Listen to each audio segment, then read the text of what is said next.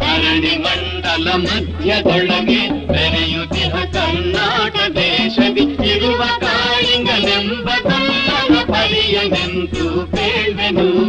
ಎಳೆಯ ಮಾವಿನ ಮರದ ಕೆಳಗೆ ಒಳಲನೂದುವ ಗೊಲ್ಲ ಗೌಡನು ಬಳಸಿನಿಂದ ಕುರುಗಳನ್ನು ಬಳಿಗೆ ಕರೆದನು ಹರುಷದಿ.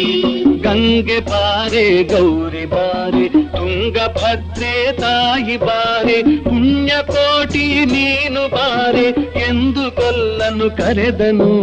ಗೊಲ್ಲ ಕರೆದ ಧ್ವನಿಯ ಕೇಳಿ ಎಲ್ಲ ಹಸುಗಳು ಬಂದು ನಿಂತು ಚೆಲ್ಲಿ ಸೂಸಿ ಹಾಲು ಕದೆಯಲು ಅಲ್ಲಿ ತುಂಬಿತು ಬಿಂದಿಗೆ. ಸತ್ಯವೇ ಭಗವಂತನೆಂಬ ಪುಣ್ಯಕೋಟಿಯ ಕಥೆಯಿದು.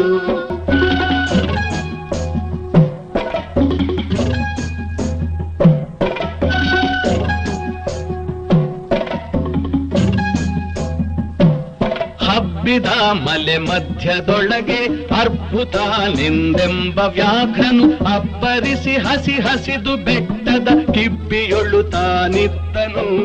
ಸಿಡಿದು ರೋಷದಿ ಮೊರೆಯುತ್ತಾ